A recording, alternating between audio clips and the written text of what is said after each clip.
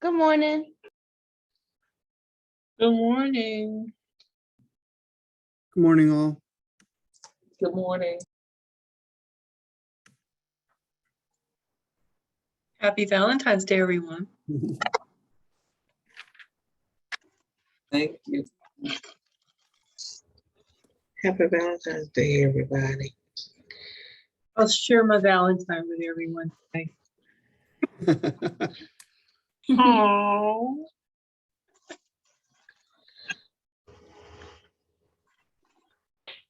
Thank you so much for sharing your heart, Miss Helen. I All will I eat have are blueberries. They're almost gone.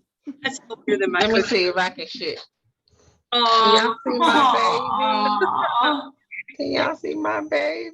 My big baby and my little Sweet baby. baby. That's my heart this morning.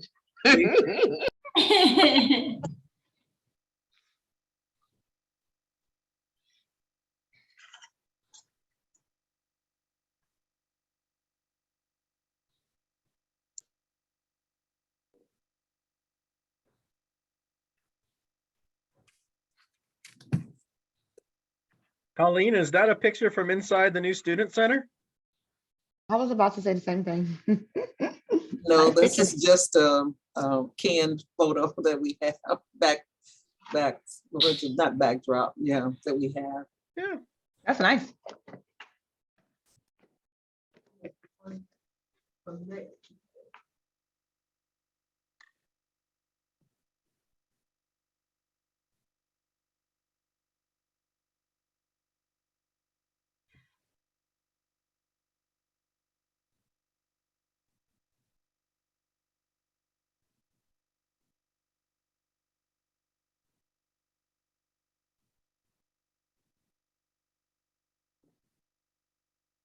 We're gonna give folks a few more minutes to come in. I was told we were gonna have some guests this morning. I see Russ is here. Russ is back. Welcome back, Russ. We missed you. And I think Miss Has it been Tammy quieter is at the meetings without new, me? Miss Tammy, you're the new executive director for Families Moving Forward. Is that correct? Am. All right. So Miss Tammy is here. Everybody, that's Tammy. If you haven't met Tammy before. Hi, everyone. Hope you're having a good morning.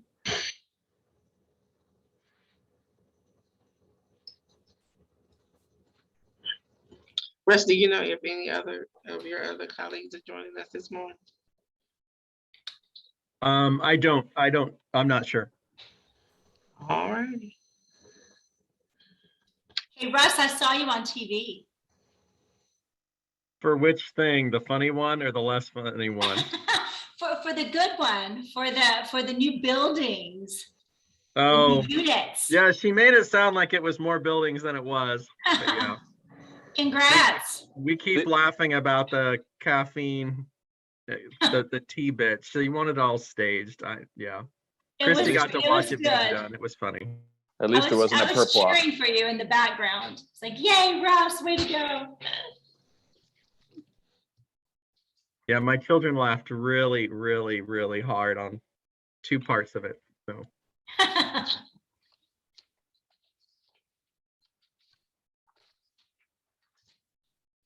Oh, where's my other paper here? You got some, let's see. Are we at quorum? No. Helen, me, Ebony, Miss Colleen, Drew, Christy. Who's missing? Casey. I have not heard from Casey. Casey, And- okay? Are they okay? I don't know. I've texted twice as Casey's supposed to be the secretary for the group. And I took minutes miserably last time. And texted Casey during the meeting and never heard back, and then texted 1 or 2 other times and never heard anything back. So I don't know what has happened to Casey. Oh, no, I need to reach out, I guess. I hope they're okay.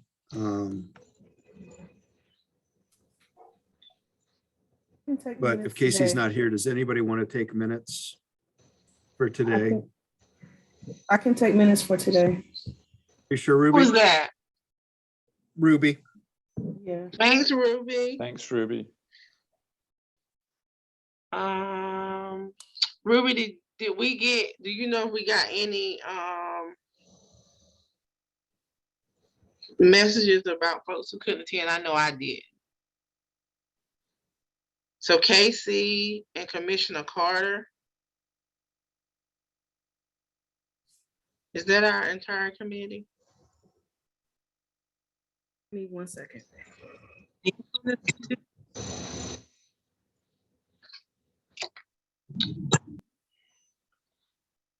I was trying to avoid that.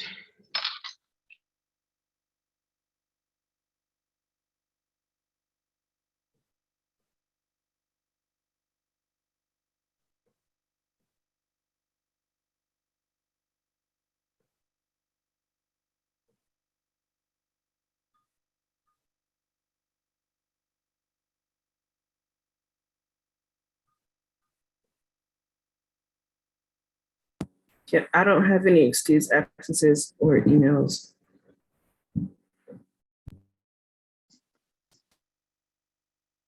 Okay, thanks. Is Janine still on the committee? I was trying to figure out who I was missing. I Here's think Levette. Janine is. But I think the last meeting, didn't she have a proxy? She does, Levette. Levette just came in. So Levette's here. Mhm.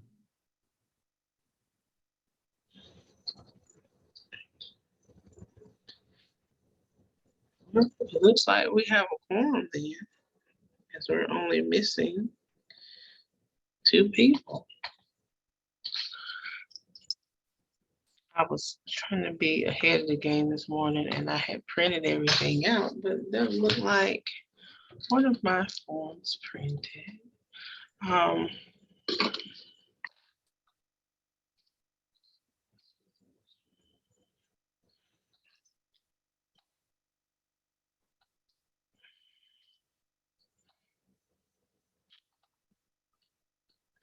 Yeah, I'm catching my brain up here. Yes, a second.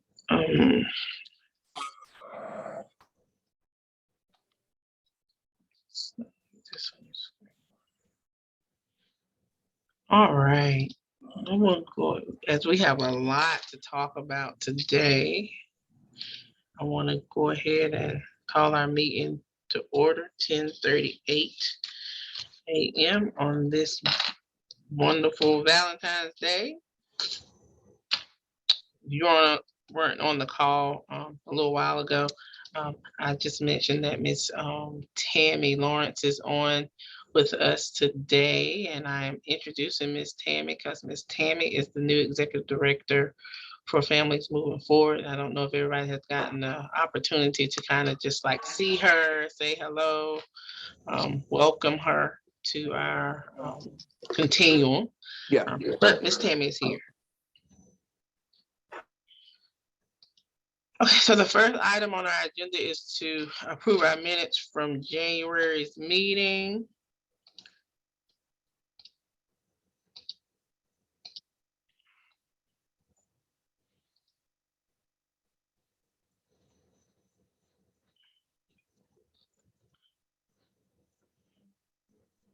I don't know if everybody's had the opportunity to look at them.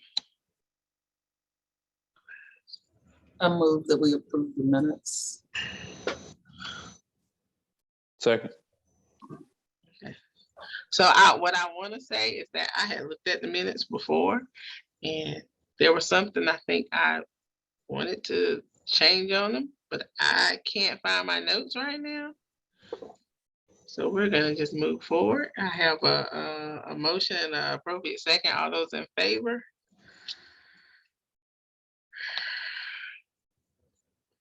Yes, in the chat.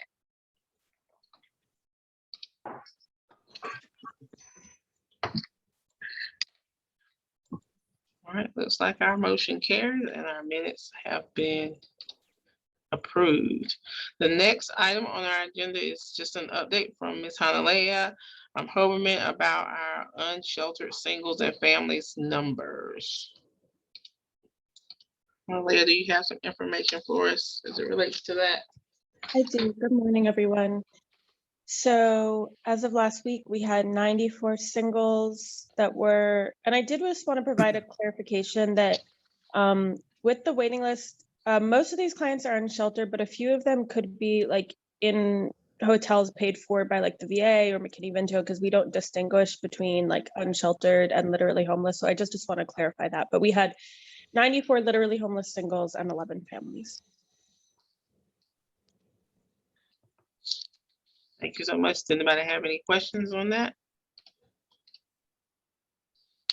Yes, is that, excuse me, Honolulu, is that 11 families, is that included in the 94 or that's separate? So it's a total of, That's separate. okay, thank you. All right.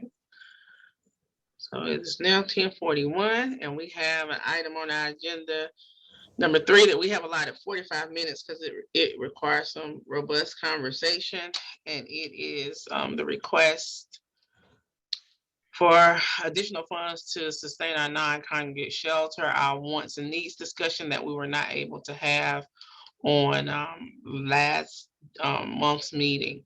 And hopefully from that discussion, be able to move forward with a vote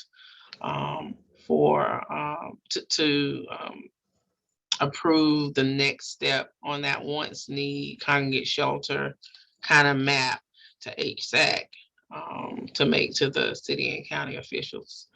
I will let Colin open us up on that. Thank you, Madam Chair.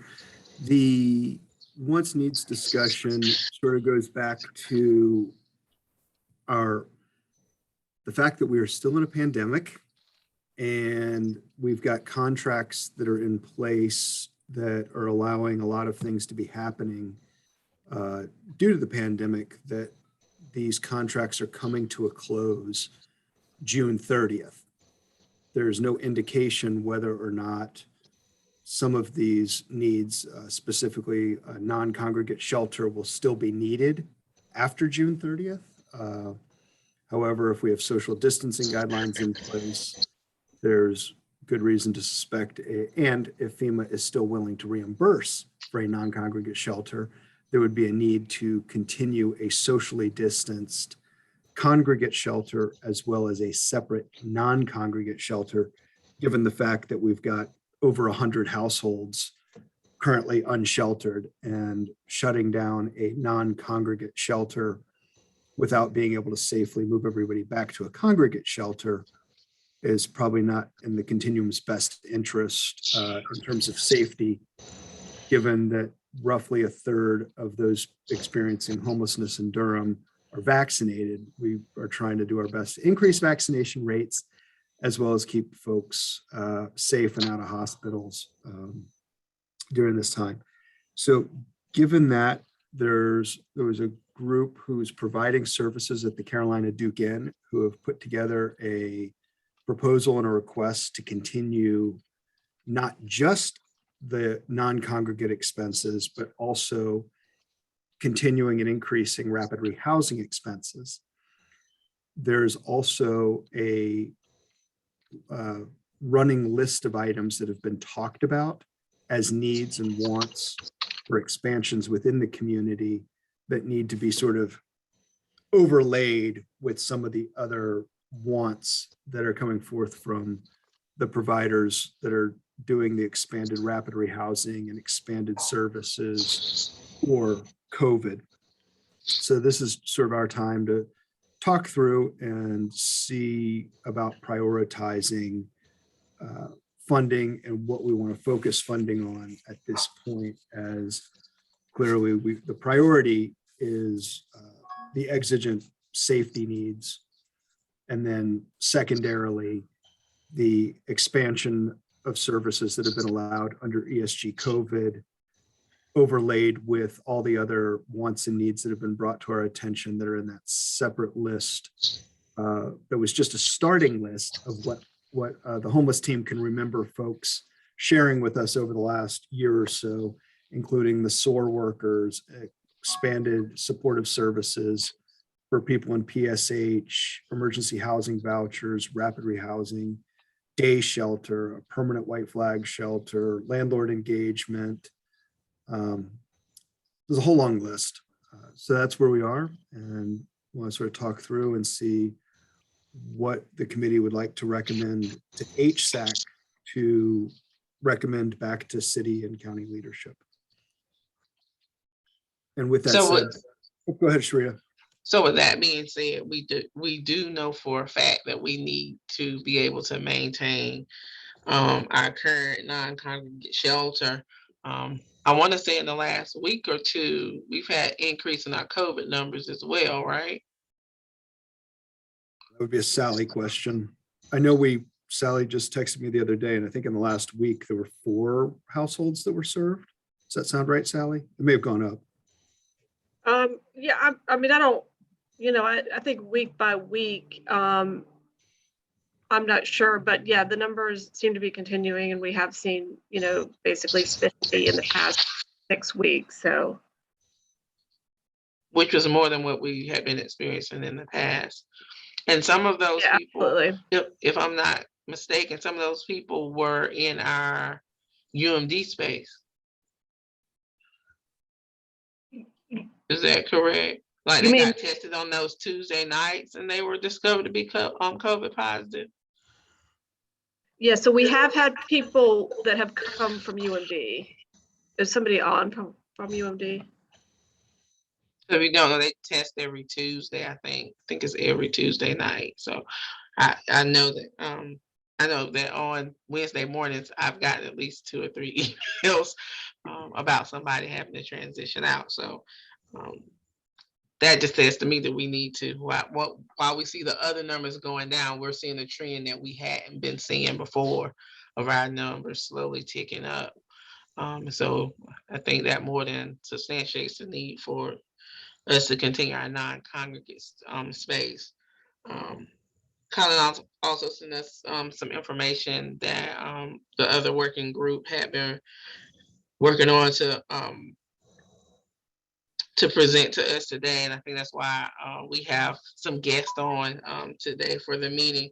But I just want to remind you that with some of these funds, which were the funds that I think we've been talking about planning for a couple months, there are the ability for us to be able to create some things we haven't been able to create before. So I think that we need to also be mindful of that other list. We've also talked about, as a group, having a policy in our city about the right to shelter. So, and then there's been some conversations about some other subpopulations that we haven't been adequately able to serve. Is that correct, Colin? That's correct. I see Drew's hand. Thank you, Sharita. I kind of wanted to respond with a little bit of nuance to your question about sort of the comment, so we need to keep going with non-congregate shelter. I think there's sort of like the couple angles on that I'm slowly internalizing, including that COVID, right, numbers, which you were just referring to, right, may require us to maintain some level of non-congregate housing. We also seem to have been drawing the conclusion, right, that for other reasons, not necessarily related to COVID, that non-congregate housing may be better for, at least for certain folks. We may also, right, or urban ministries may, for a combination of those reasons, right, may not really be wanting or able to go back to pre-COVID densities. And there's the further wrinkle that, and I hope this is tied to positivity rates, right? But those vary a lot around the country. And, so how long the FEMA non-congregate waiver lasts, which means that, you know, local expenditures for non-congregate housing are in principle reimbursable through FEMA. And that obviously plays into some local decision making as well. I kind of think that my sense is that local, you know, management and elected officials, and Heidi's on here too, and can confirm or deny or punt, right? But as long as there are really kind of obvious COVID-related reasons, would probably continue, you know, approving funds for some form of non-congregate shelter as long as they are needed, whether or not, right, FEMA reimbursement was in place. But at some point, FEMA is going to say, we're not covering this anymore. And COVID will have receded. Hopefully those things happen sort of at the same time. And then we're, you know, we'll be looking to sort of transition away in part or in full, I think, from,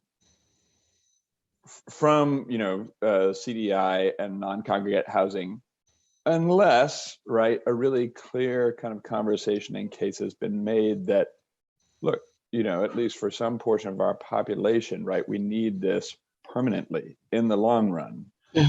And we have proposed a solution in that regard, and the elected folks have agreed to pay for it. Sorry, that was a lot of bits and pieces, but it is complicated.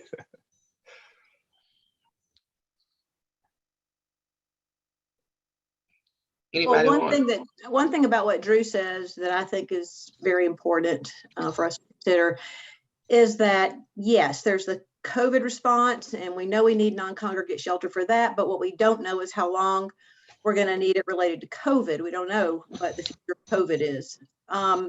But it does seem like there have been some results and some data that show that the outcomes are better. And I'm forgetting the specifics of this, and that's what would be really good to hammer down, I think, is, you know, are results better for those coming out of the non-congregate shelter compared to those coming out of congregate shelter?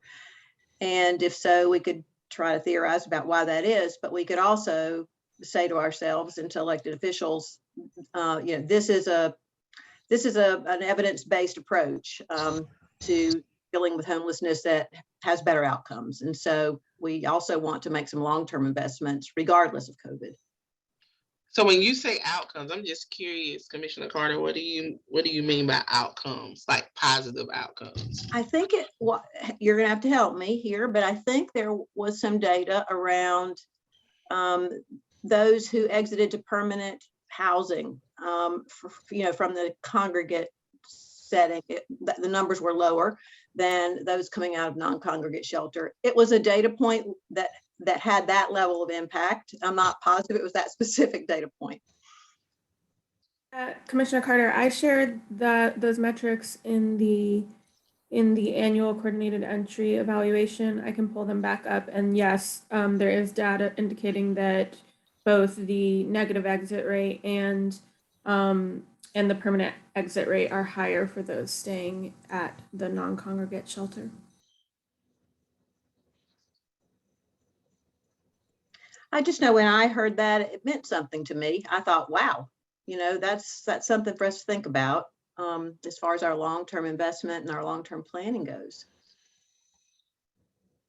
It could just be a fluke. Maybe we don't have enough data to know if it's significant, but it certainly, you know, I think catches the attention of people who are, I don't know, trying to make decisions that are wise.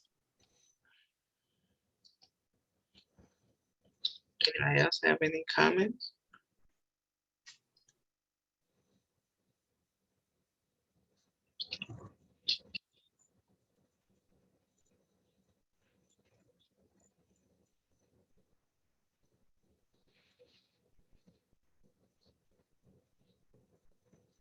So Hanalei, if I'm understanding you correctly, you're saying that the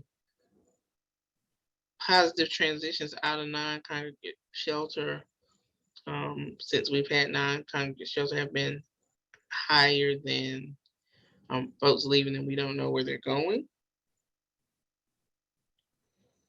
So I'm pulling up the report now. The first finding was that the incidence of very short shelter stays, which are the type we tend to see in clients who are unable to make congregate shelter work, is much lower at the non-congregate hotel than at the congregate shelter. So 64% of congregate shelter clients who left shelter during the year stayed less than 30 days, while only 19% who left the hotel stayed less than 30 days. And then the second finding was that stays at the hotel were more likely to result in a permanent housing exit than stays in the congregate shelter. So 19% of those at the congregate shelter exited to permanent housing compared to 34% of those who left the non-congregate hotel. And then I was asked, if y'all remember, I think it was actually Drew, who asked me at the time to compare the populations to see if it was that the clients at the hotel were more likely to be prioritized for housing. And I looked at the rates of chronic homelessness, which are our organization measures. There were not significant differences in the rate of chronic homelessness among the two populations, nor were there significant differences in the Your Fading voice out, went Hanalea. way low, Hanalea. I'm sorry, y'all. Hanalea, we can't hear you. Can y'all hear me? Hello? Yes? That's Thank you. better. We can Yeah. hear you now. Okay, when did I cut off? You were talking about the exit rates, the type of population, whether or not those at the non-congregate shelter were more likely to be prioritized. Right, okay, so I was asked to compare the two populations to see if there were other reasons why, if the populations were significantly different, that those would be prioritized. And looking at that, the rates of chronic homelessness in the two populations are not different, nor are the rate of disability in the two populations, which are the main ways that you would see a difference in the prioritization. So we don't have any reason to believe that the better outcomes at the non-congregate shelter are because the populations are different. Rather, what seems to be happening is that clients who go to the non-congregate shelter are able to stay longer, therefore engage more successfully with their case managers, get the work done in order to be referred to housing and then get into housing. Whereas in the non-congregate shelter, what we see is a lot of clients with very short repeated stays, which make it very difficult to work with them in order to obtain housing. Do we look at the length of stay of the two pops?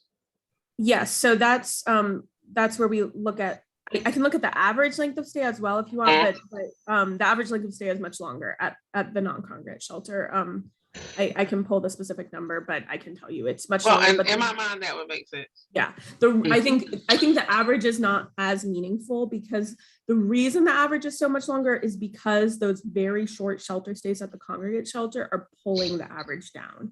So it's not that clients who stay successfully for a long time stay a lot longer in the non-congregate shelter. It's that way fewer clients actually stay in place in the congregate shelter, in the I've gotten confused. Way fewer clients stay in place successfully in the congregate shelter than at the hotel. So the average is a bit misleading because it makes it look like, on average, every client is kind of like staying way longer, when what's really happening is that you have a ton of clients in congregate shelter going in and out and in and out and in and out and in and out, and that pulls the average way down. Mm-hmm. Okay.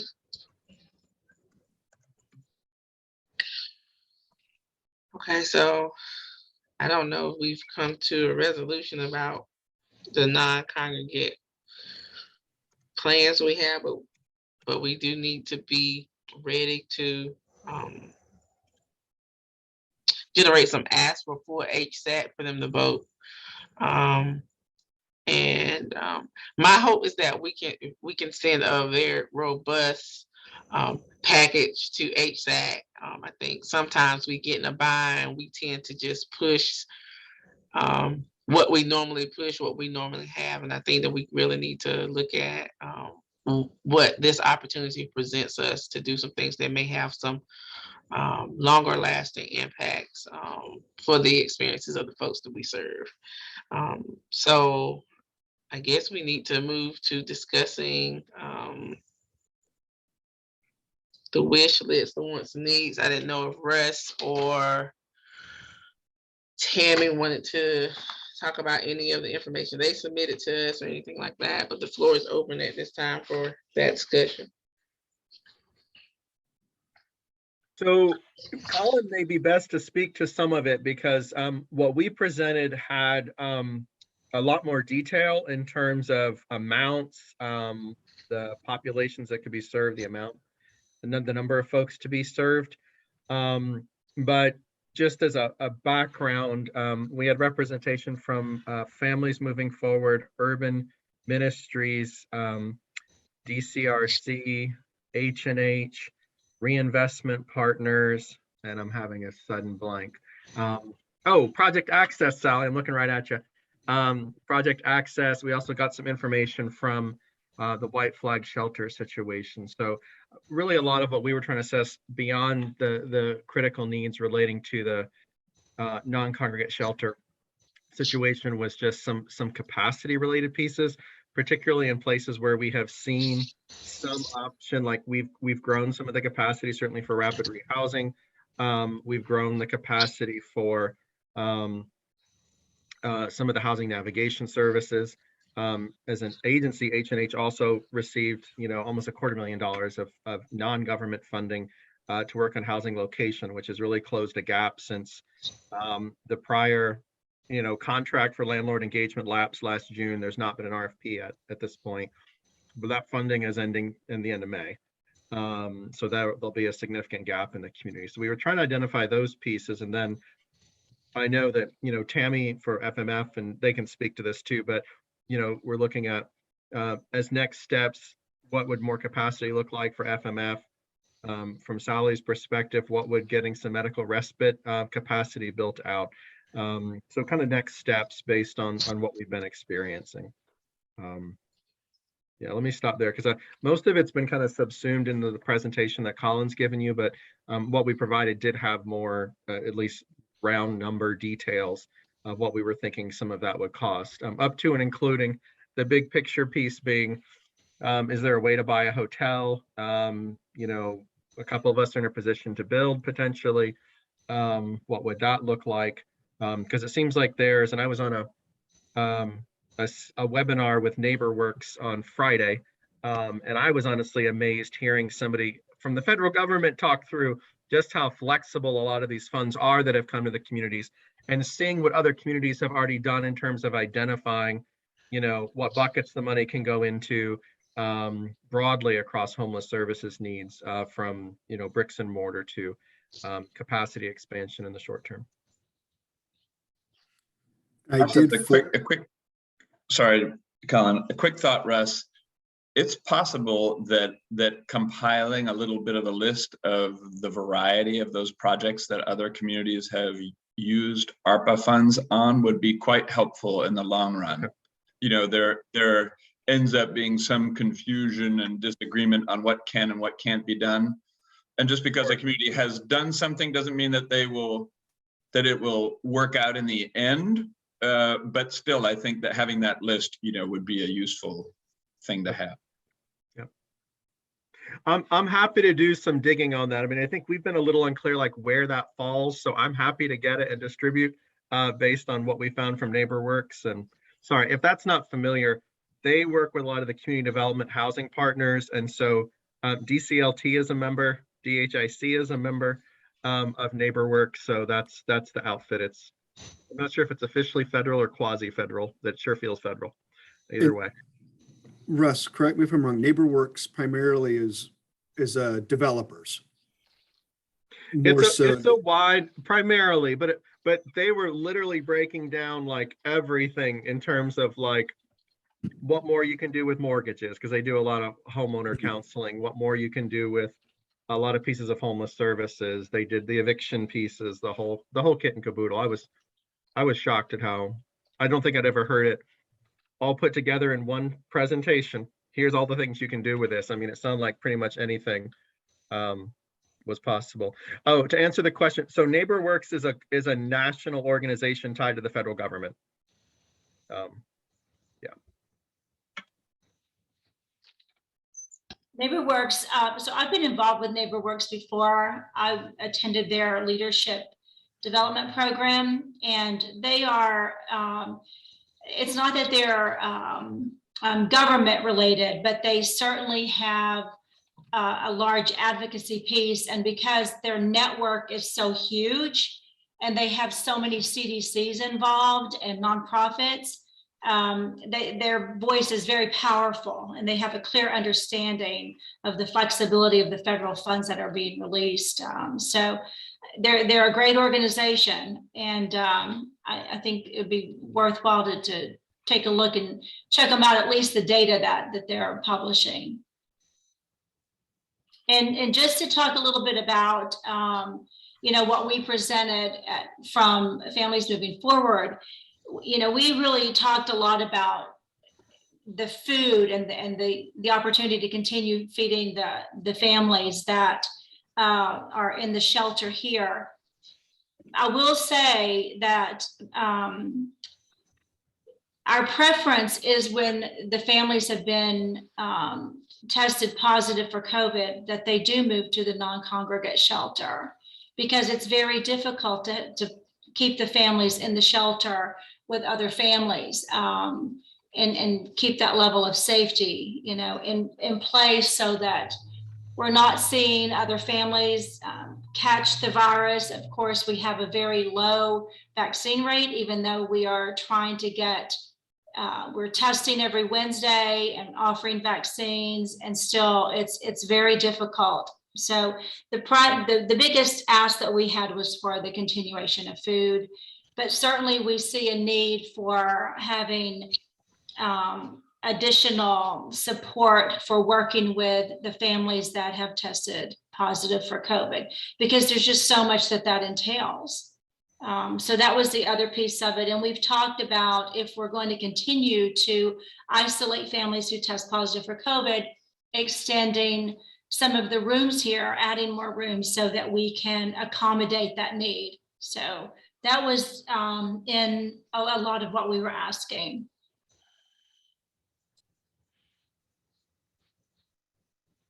One of the things that when we're looking at this expansion due to COVID, any funds that are due to COVID would be time limited, most likely coming from city and county. So that's something for the group to kind of keep in mind of what goes through on the first ask. Might have a 60 to 120 day sunset clause. It may not be guaranteed funding for 12 months because it's really only there to deal with the exigent circumstances of COVID. And then for us to look at those long-term investments that we need to make, and then line up sort of everything. So we've got a really good start with a lot of details in the presentation that Russ and Peter and Sally and DCRC and Urban Ministries and Open Table gave us, that needs to be added to and built onto with SOAR workers, and the other things need to be put on there and then prioritized for a full ask. Because right now I think there is some level of looking at capital investments that need to come in. Is it possible to buy a hotel? Because that's been talked about for 2 years now. Durham Crisis Response Center apparently has a shelter that is not habitable. And when their funding for hotel rooms ends June 30th, there may not be a provider or places for survivors of intimate partner violence to go to safely when those funds end. So that's, what happens with that shelter. And then you've got Urban Ministries that's been talking about redeveloping for a while. And you got Housing for New Hope's project that may be possible for some supportive services. So there's a whole lot of stuff. You got the capital investment side. The capital investment side works really well for those ARPA dollars, which are those one-time capital investments. But then we have to overlay, wherever you put a capital investment, you got to operate it for some period of time, which goes into how much does it take to operate that, unless you're shifting from one place that you're operating and taking all of that somewhere else. So it ends up being budget neutral, but if you're adding capacity through a capital project, it's increasing your operational dollars as well in that ask.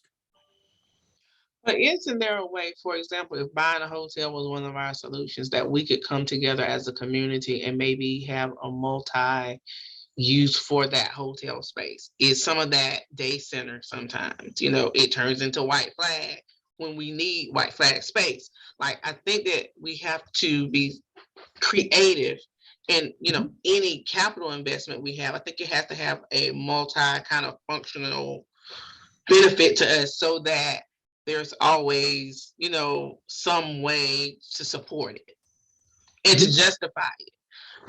And I think that sometimes we kind of get focused on one thing and we really don't take it and bring it into the whole and say, how can we make, this be like the biggest bang for our buck and be a solution to a lot of our problems instead of just one. You're absolutely right, Sharita. And looking at how you do that, the question is the funding.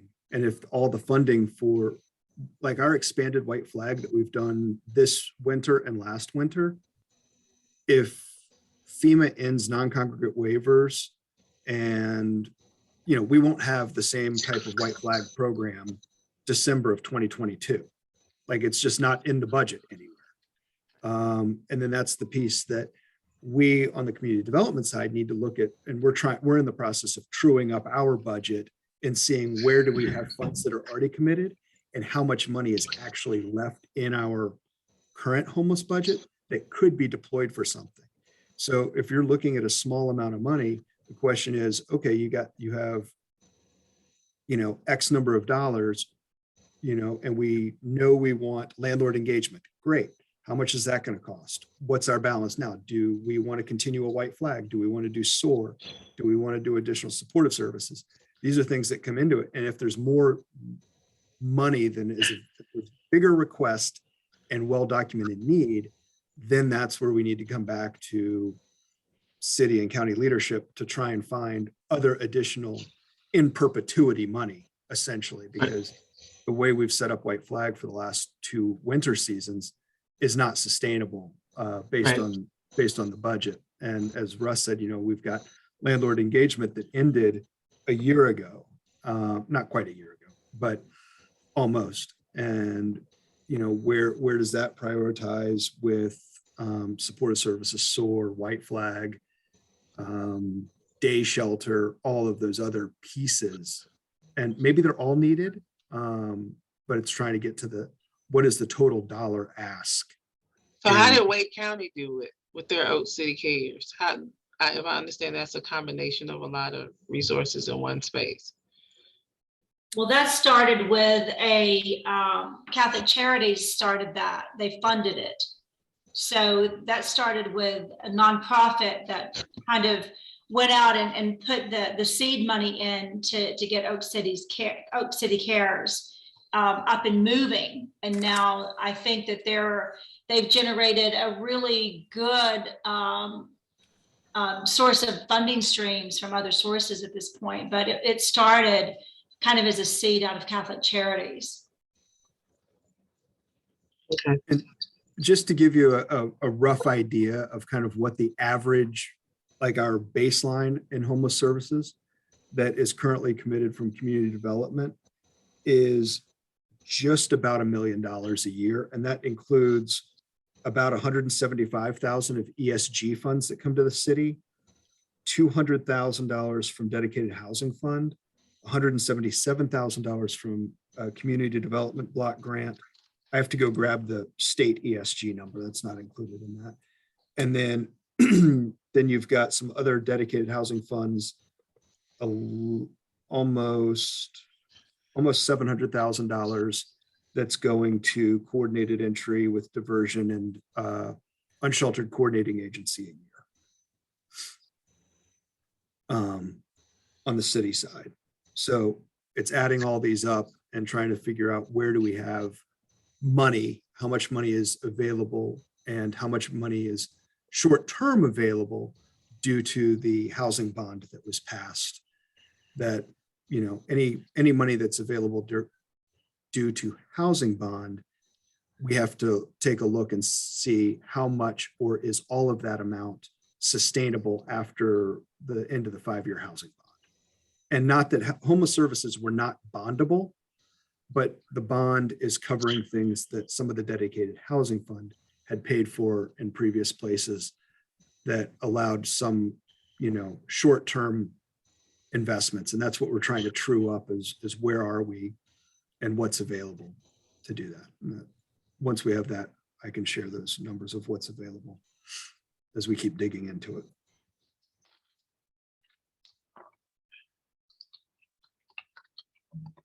So Rita, there's a question in the chat from Miss Sally. See, I'm reading it right now. I think, if I'm not mistaken, our meeting is open, and other than votes, we will solicit feedback from other people that are on here.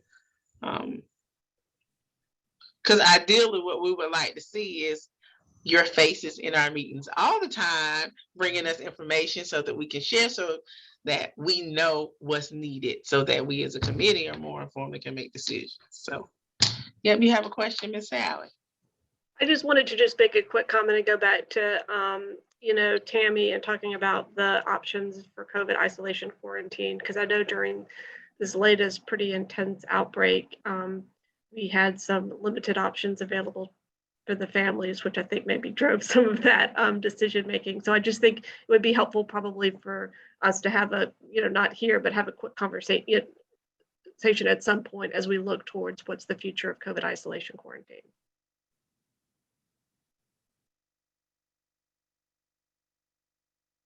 Thank you, Sally.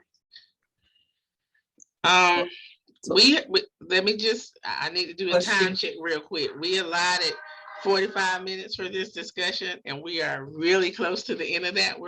I think we're supposed to end at 11:26. So I just want you guys to be mindful of that we will be going over our time. If we continue to have this discussion, I think is a great discussion and we need to have it. But I also want you to be mindful that we need to have a plan or a recommendation for HSAC for our upcoming meeting. And we haven't even really started going through wish list options, because I have my own little list sitting over here too. So I just want to let you know that if we continue to go over, Hanalea, I think Hanalea has something she needs to present. How long is it, Hanalea?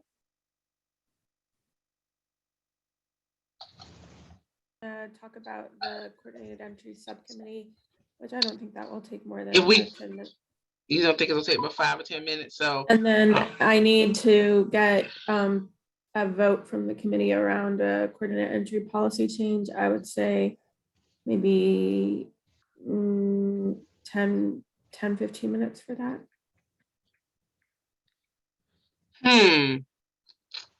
Okay. My plan is to stop at, our meeting is over at noon. We can transition to Hanalea at 11:40.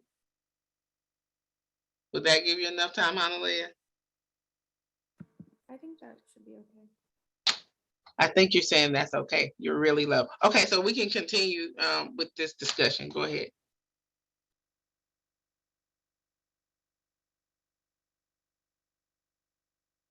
We can continue with the discussion we were just having. I'm sorry, I just wanted to make everyone aware of the time as it relates to our wish list and recommendations to HSAC. This is Colleen, because I raised my hand, didn't know. In terms of wish list though, and I'm not sure, I know these are the 6 organizations who contributed. I don't see the LGBTQ Center nor Life Skills Foundation, but if we're going to do anything or present anything, I would like youth to be considered. We just did the youth point in time count, and we do need to make sure we have something that addresses our youth. There was a hub that was being considered at one time, but then there were issues with the building and that, and it sounds as if we can think about some of that now, but definitely want youth included.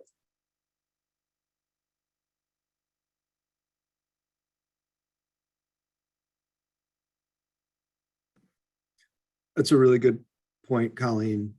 And the wish list that came forth from the group was from those 6 or 7 providers, and needs to be overlaid with all of the other items that are addressed as in the community, and figure out what is that true cost of all of those items, and then sort of prioritize the costs, the benefits, to be able to make a full request.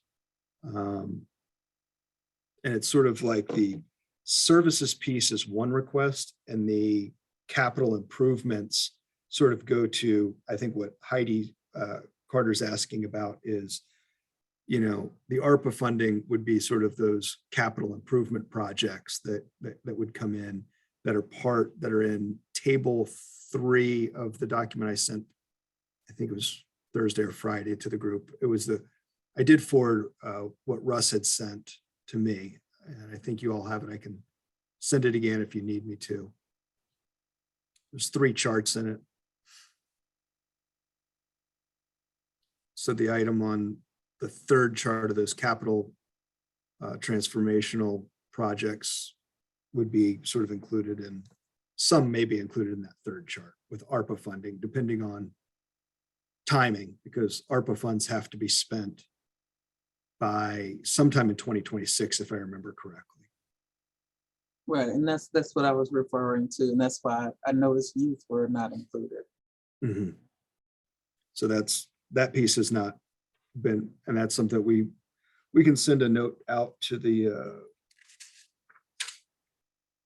LGBTQ Center and to Life Skills to see if they have capital projects as well, if you'd like. So I put my little small list in there, but the special populations, youth was included in my mind in that thought, as well as our sex offender community, because we have a lot amongst our homeless population, and we do not have a resource for them that's adequate. And there was one other population that I can't think of right now, but I think that, the opportunity to be able to service some folks that we've just had to kind of cast to the side would be great. And especially like a unaccompanied youth space somewhere for those that are under 16.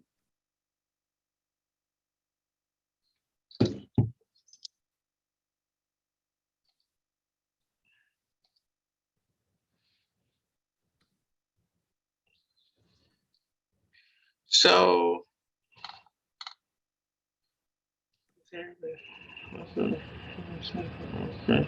okay. I see your comment, Commissioner Carter. Are you asking will there be 2 requests?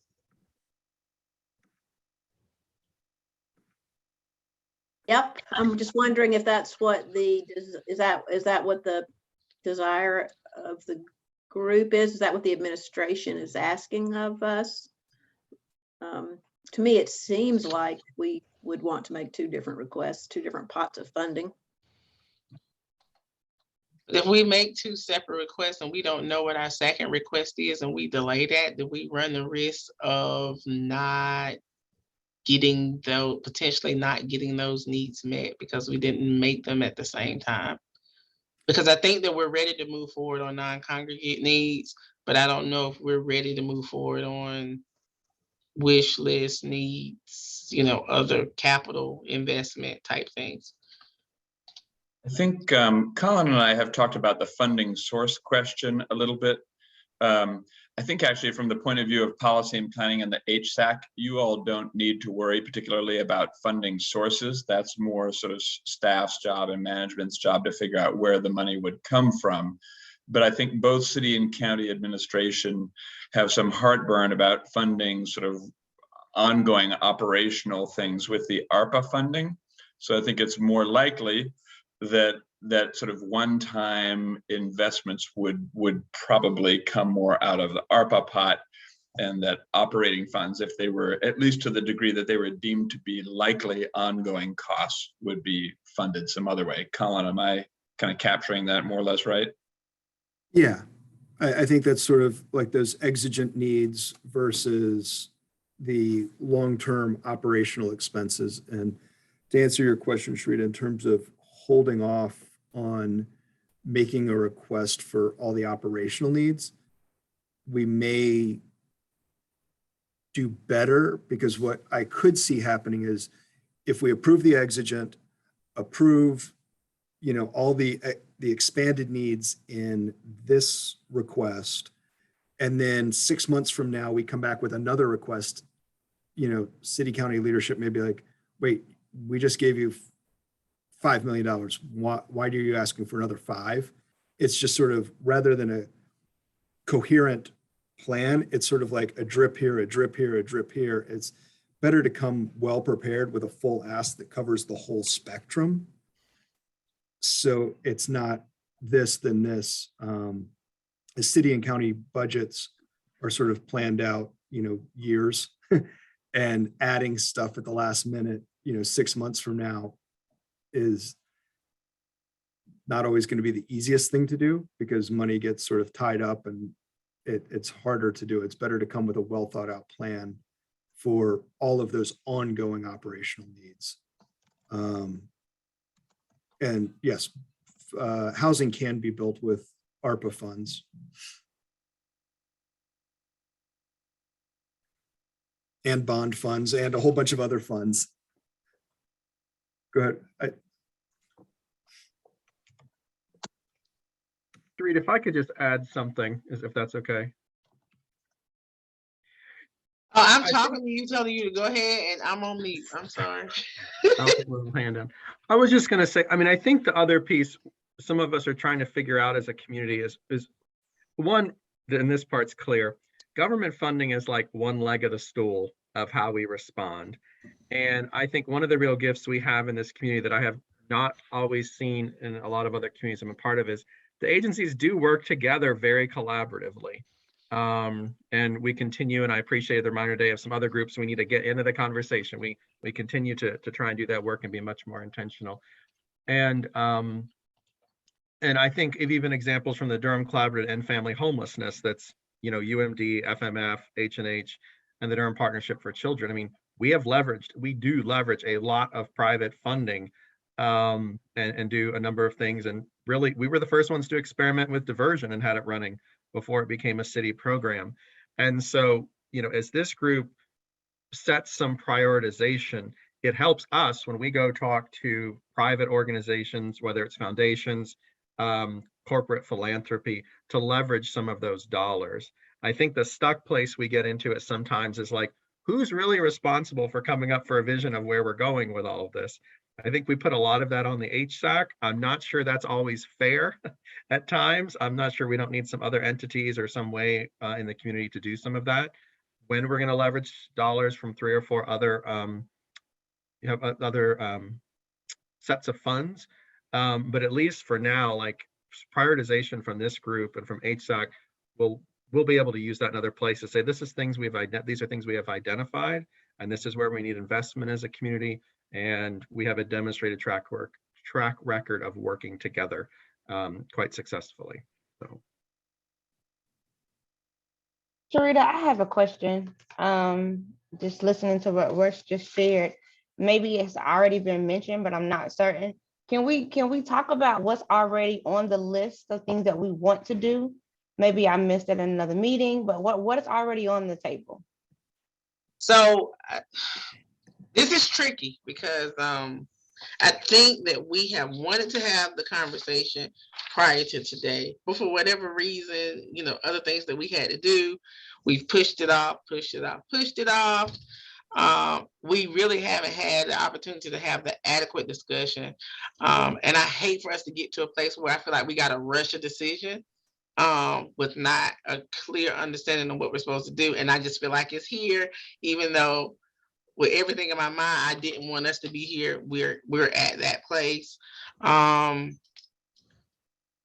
there is a vote that needs to go forward to the HSAC for the HSAC to make an ask to the city and county about the funding that we have coming in. We have an opportunity with the ARPA funds to do some capital investment things and to maybe ask for some things that we haven't had before, but would make, our lives and our clients' lives a lot better. And I think the group with the executive directors met together to try to, do in there that same with that same kind of sense of urgency, come up with a plan about what would help them adequately serve the people that they're serving and what missing pieces they have, and what places they need additional funding or additional support from. So today what we need to do is we need to determine what some asks are. We have 9 minutes to do it.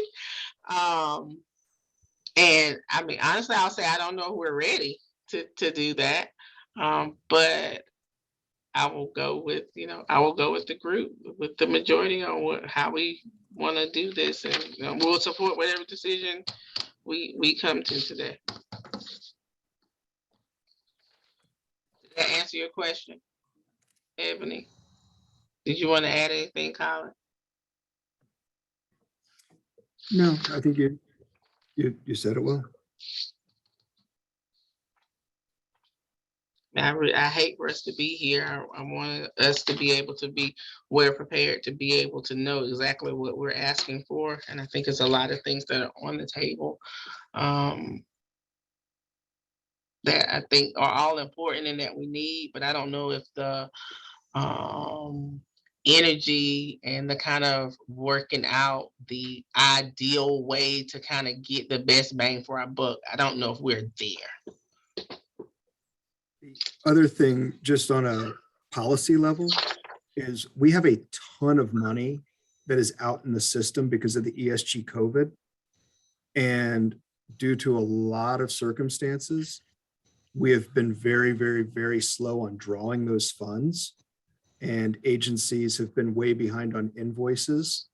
So it's really hard to go in and say we need another $2 million when $2 million is currently out and in contracts since October, and 0 of it has been actually paid out. So that's another piece just to keep in mind as we're working as a system, is we've got a lot of needs, people spending a lot of money and doing a lot of things. With funds, we're just slow on the reporting and the spending. And we've had other expenses that have been in contract that have been out there for 18 months or so that have had to be extended due to slow spending. So not to say that we don't need to do all of this, we definitely do, but we also have capacity issues in the community, in the system overall, that it makes it a little bit challenging when it's hard for us to put together reports to say, here's exactly how much money has been spent. Here's how many people have been assisted with these dollars. We have a small snippet of what's been done with the ESG COVID, but we were slow in getting stuff out. And once we can true all these things up, it makes the ask much stronger. I want to add, so I'm in agreement that, we need to move forward with exigent needs, but for longer term needs, I was going to suggest one way to help. There's just so many asks, and it's difficult to prioritize. So I was going to suggest that one thing that I could offer to do to help with that conversation for this group is to put together a community prioritization survey similar to the one that we did for coordinated entry, just with all of the kind of longer term needs, and get some feedback from the broader community of the COC on how people kind of rate these priorities. It really helped us with coordinated entry, where you have a ton of needs and all of them feel crucial to kind of make difficult decisions. It would obviously be something that would postpone this conversation. I think you could move forward with the non-congregate, that exigent needs, but it would feed a longer term conversation about prioritization of need. This to me is a good example of how, I don't know if this is exactly the right terminology, but sort of perfect becomes the enemy of the good. We started talking about the HSAC sort of helping prepare a list of priorities in August. It's now mid-February and we're talking about doing a survey. I think I would maybe there's a way to sort of divide and conquer, or have our cake and eat it too, or some other aphorism that I'm not getting quite right, in the sense that, you know, some of these things we know we probably have to be in place July 1. I think it makes sense to try to carry those forward pretty expeditiously, and to the degree that there are medium and longer term priorities that may need further community input and discussion, that we can talk about a survey or other mechanisms for getting more input on those, but I'd hate to put all of this off. I don't think that makes sense. Clarify, Drew, that is what I was suggesting. Anything that's kind of what I was labeling exigent needs. My understanding was that there was consensus from the group around those exigent needs. Maybe I was misunderstanding, and that we were getting into a conversation about medium and longer term needs, and that's where things seem to be getting kind of murky. But I may have been misunderstanding, and it would be helpful to get clarification on that. I probably missed your clarity and was being unclear myself. In any case, I agree. Then. I think the message that I think we know that we have to have some non-congregate shelter. I don't think without a doubt that we have to have that. That's just a must right now. And probably best for the future, especially as we have other subpopulations that previously have not been able to be served, that we're now able to serve because we have some non-congregate options.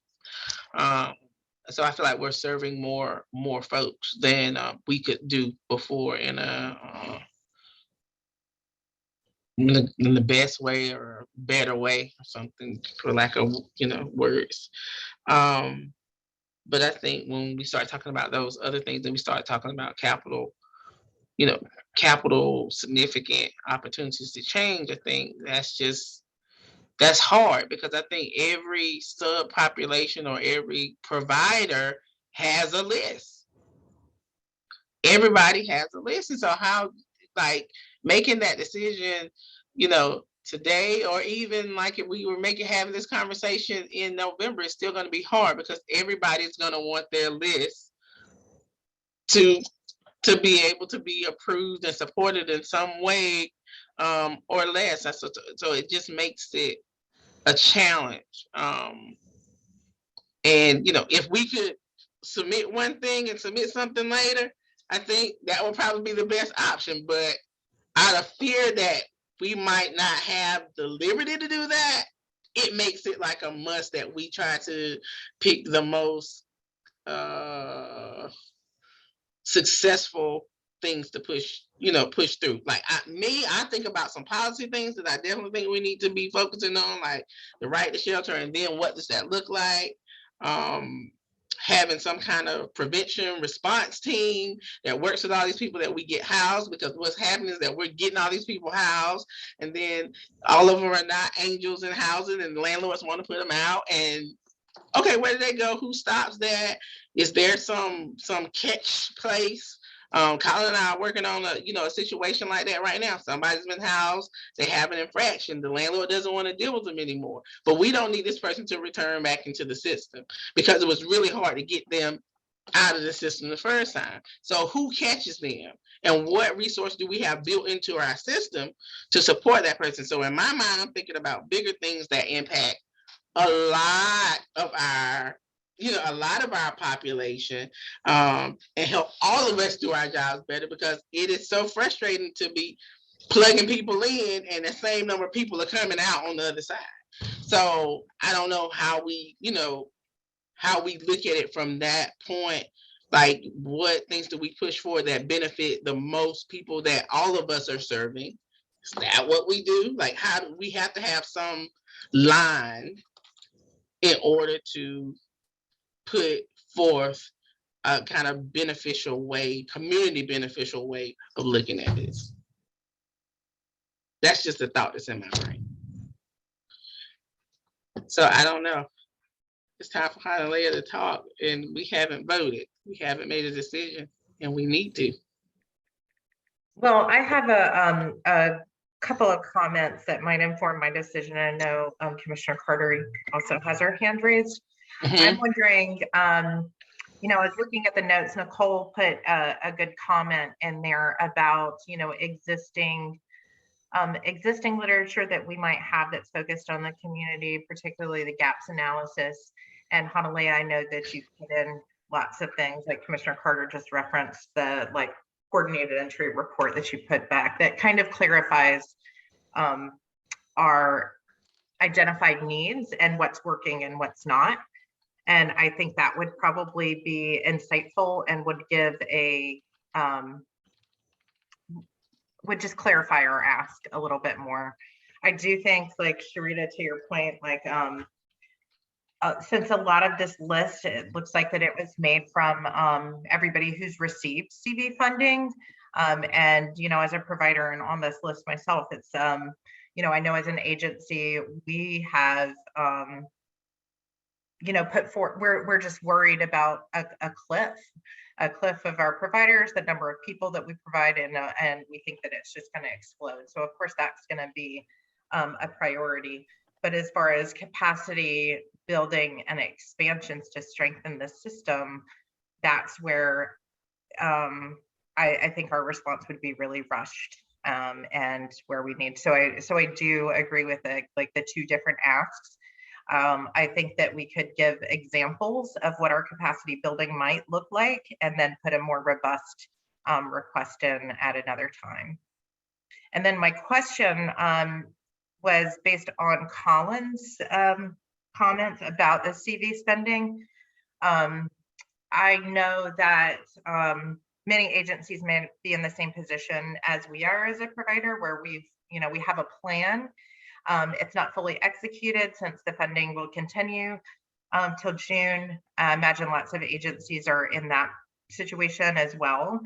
But if for one reason or another, the providers do not spend all of that CV money, do you know what happens to it? Is that recaptured and given back to the community in some way? Any unspent CV money gets returned to Department of Treasury. It does not come back to Durham whatsoever. It's just gone. And I think it's important for us to remember that the ESG CV money that came in was intended from HUD as here is a one-time infusion to meet the COVID needs. It was like HUD said, this is not like an ongoing promise. And now what we're saying is we need an ongoing promise of these funds. And then city and county saying, well, okay, from what sources does that come from? In addition to all the other needs in the barrel that are lined up prior to the ESG COVID funds hitting us. There was a long laundry list of items that were wants and needs in the community. ESG CV allowed us to, dabble and do a little bit on that list. Not fully and completely the way I think folks would have wanted it to work out. Great, thank you. Mm-hmm.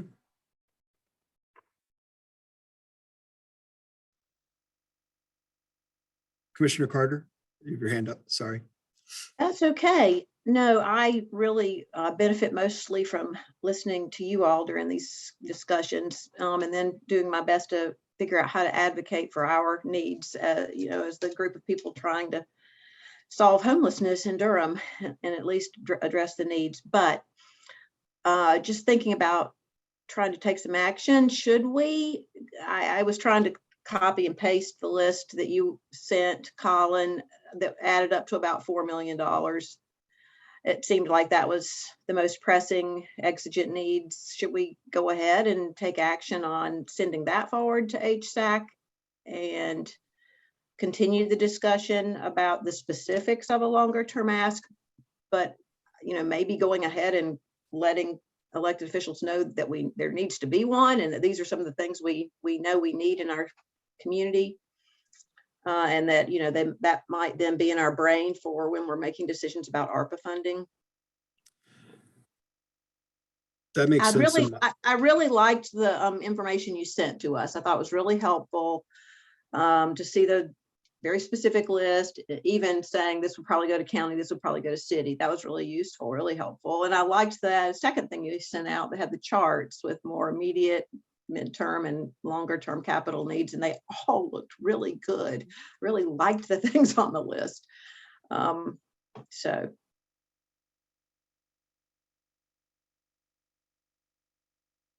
Well, sounds like I have a motion on the floor. Was that a motion, Commissioner Carter?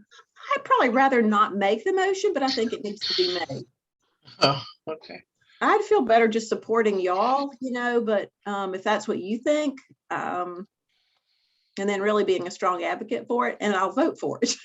Well, I'll say that's probably not what I think, but oh, okay. Like I said, we will go with the decision of the majority. Rita, what do you think we should do? What do you think really matters? Do you have a motion that you would make?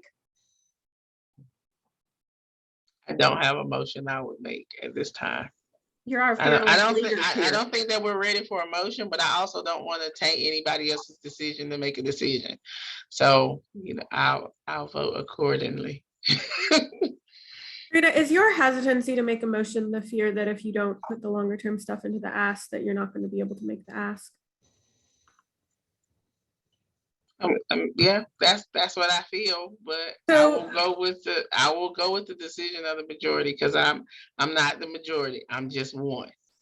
Just to provide a bit of another perspective on that, my experience with city and county elected officials is that we are very lucky to have elected officials who really care about homelessness. And when we have brought well thought out proposals to them that the community supports in terms of needs, we have generally pretty much universally gotten what we've asked for.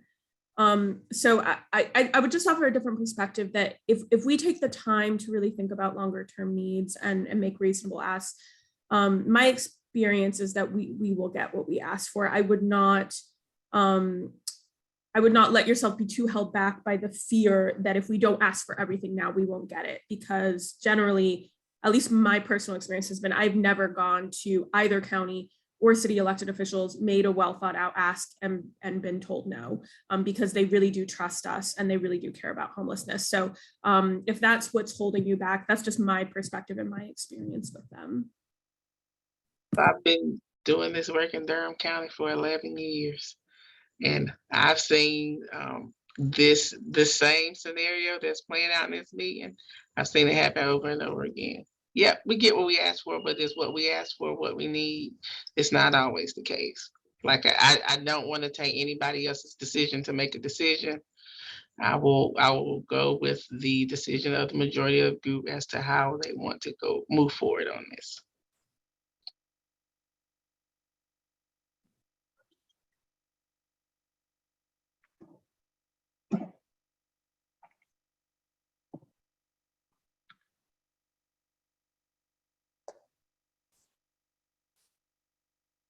Would it be a sensible a way of meeting these various needs to talk about just kind of carving off the first table and voting on that and carrying that forward? I think that's what Commissioner Carter was suggesting. And I'm okay with, at this point, because we do have to submit something, I'm okay with submitting that as a motion. That we look at those emergency needs related to COVID-19 funds ending June 30, 2022 as our submission from policy and planning, and for us to continue to work on the other two. Is that not a good? You have an active motion. I'll entertain a second on that motion.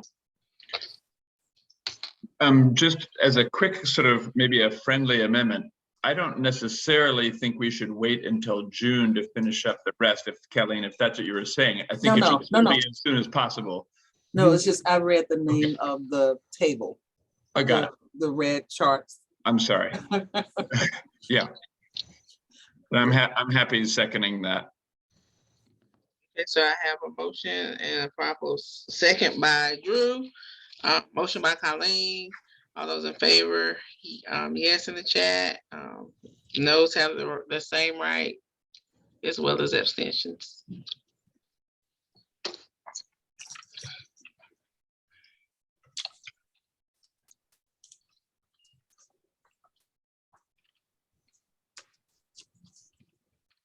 Motion carries.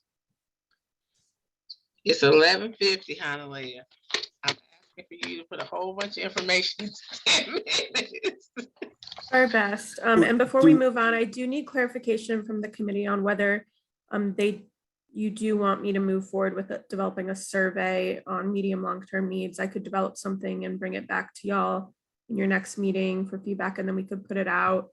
And I could have feedback for you by that would be April meeting, or I could just develop a survey based on what we have in documentation and send it out. We could also do feedback over email, and then I could send it out and maybe get feedback by March. But I just need some clarification on that. And no hurt feelings if y'all don't want me to do it. I just want to clarify. Do you guys want a survey?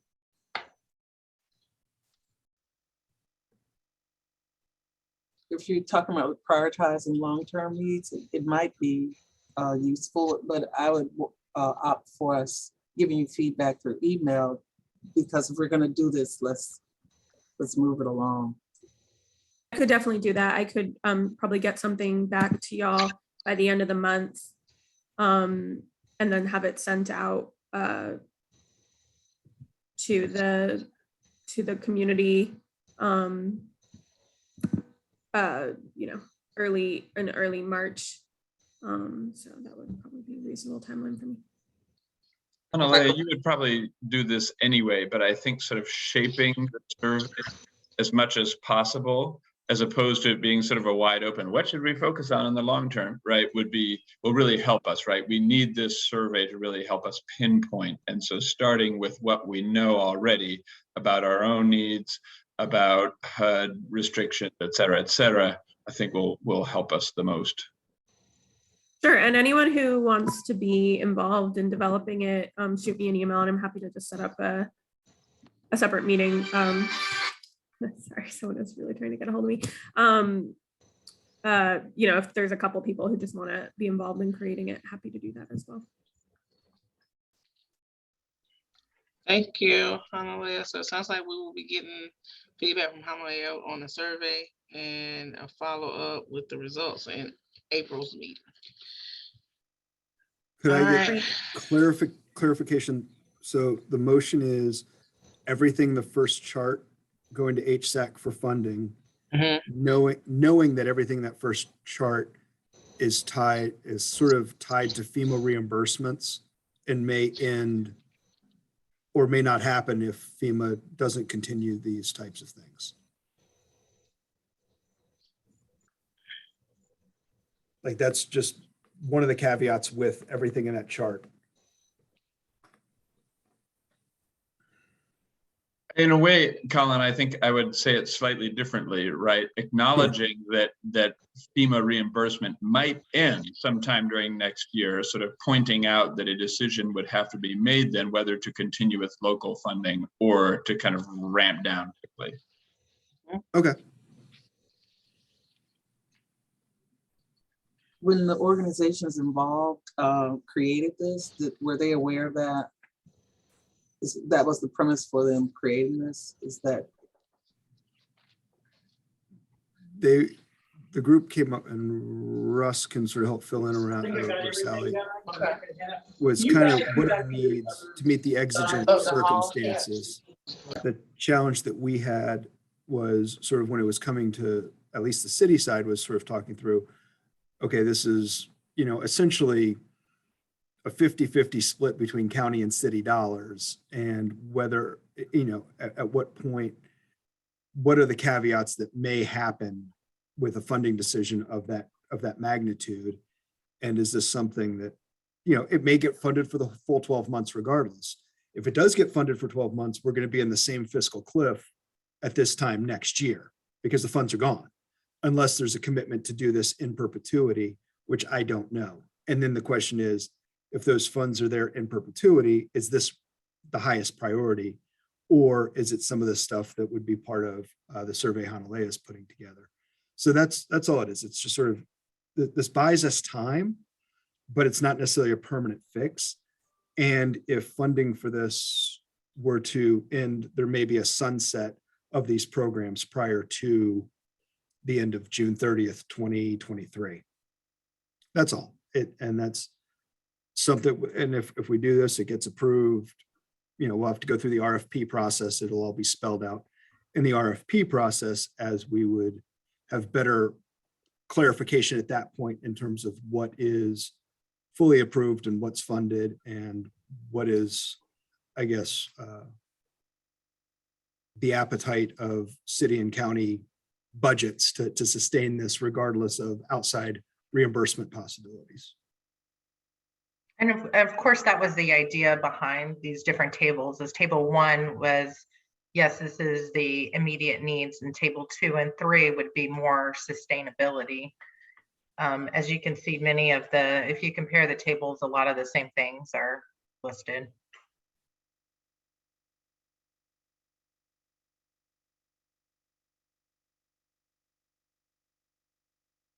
So everybody's clear. Hanalei, you now have 4 minutes. Great. Ebony, I'm going to suggest, I have a policy I need the committee to vote on that is sort of time sensitive. So I'm going to suggest we table the conversation about the future of the committee till next month. And great. So the policy that I need. Can I interrupt real quickly? Could we just like say we're going to convene until like 12:15? Do we have a quorum till 12:15 so we can actually handle this? Because she said she only needed 15 minutes.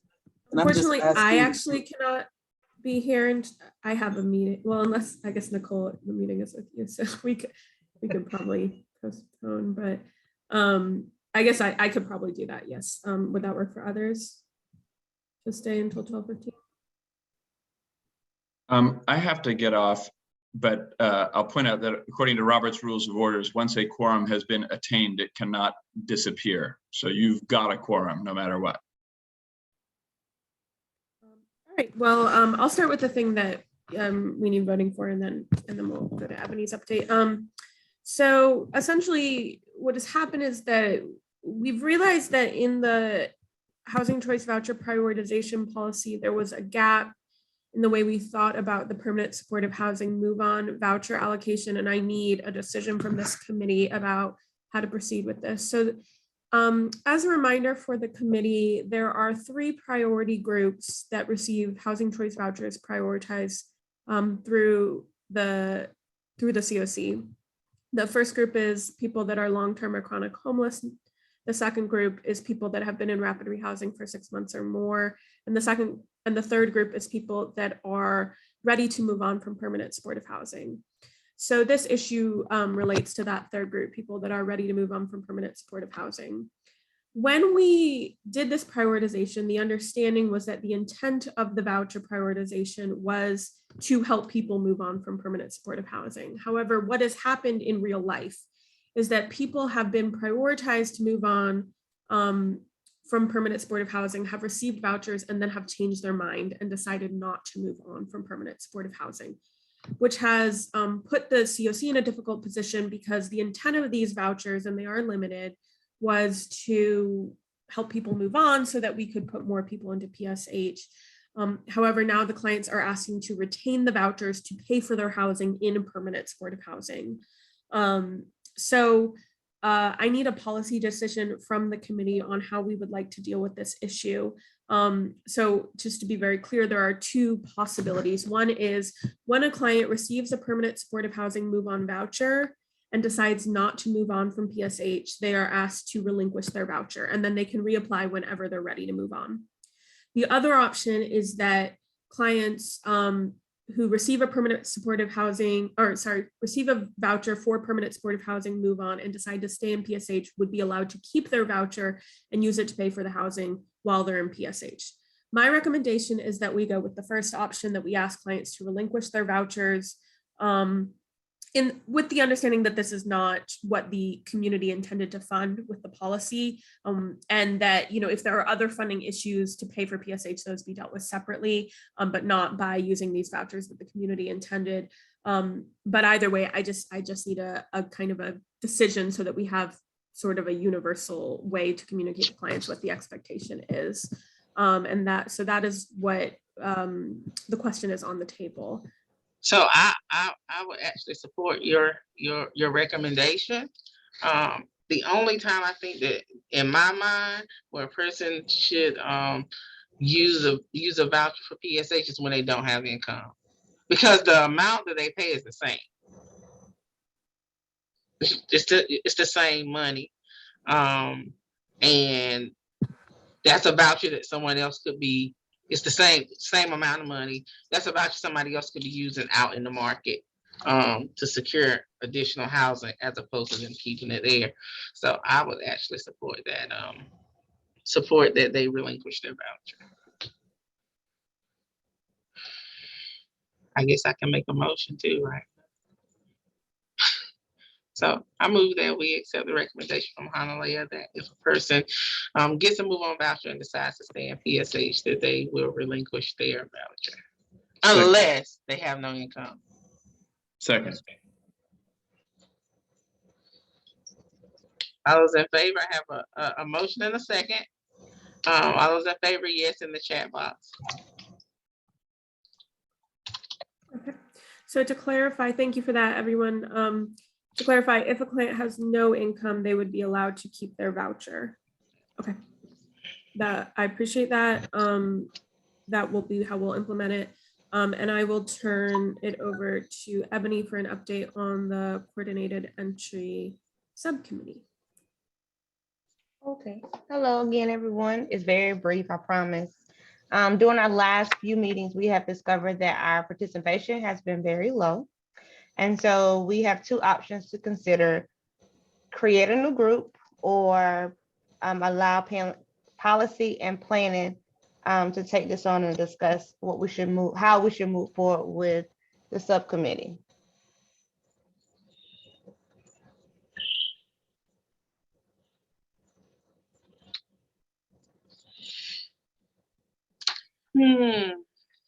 So how many people on average turn up to your meeting? So we haven't had a meeting in a few months because I can't even get enough people to respond to a doodle poll. So basically, our two options are: we reform the committee with new participants, which we can absolutely do, who are ready to participate, or but the other option is to just fold the committee back into this group. The pro of that is less committee meetings for everyone. The con of that is, as you see, it continues to be difficult to get coordinated entry stuff done in these meetings because of all the stuff this committee is dealing with. So there's pros and cons on each side. We can reform the committee with new members if need be, but we just needed feedback from this group since it is a subcommittee of this group. Do you feel like reforming it may get you more participants? Like, are there people that are interested? Because we had good participation for a while and then it just tapered off, and I think people just got busy and we could find new people who would be more enthusiastic and available. I would support the reformation, because I really would like you guys to be able to move things forward and pilot things and just come back and kind of give us updates on it and let us figure out if, vote whether we want to make it permanent or not. It is difficult to add anything else to this meeting.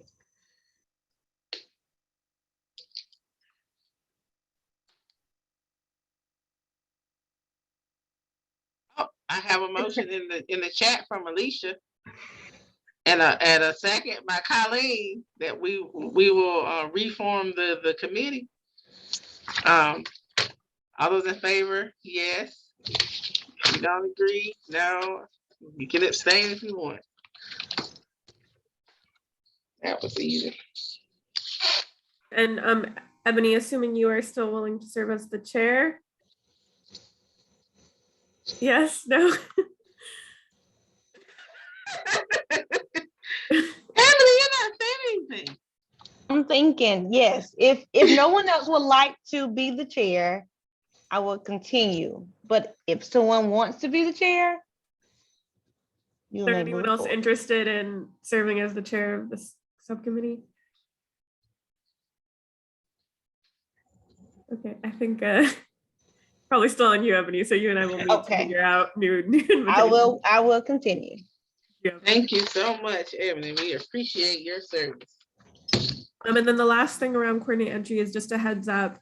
Our next meeting, we're going to be spending a significant amount of time going, well, actually, now that I say that, if we're going to reform the committee, maybe we need to do that in the sub. Okay, I retract my statement. I think we will do that in subcommittee.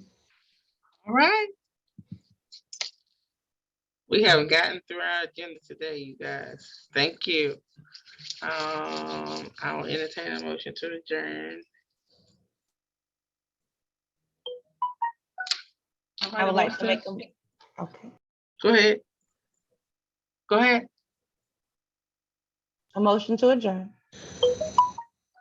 And I got a second, I'm pretty sure. Colleen, Oh, Helen. Helen, I need you to call me, Okay. please. Thanks. All right. See you guys next month. Thank you so much. Thanks all. Have a good one.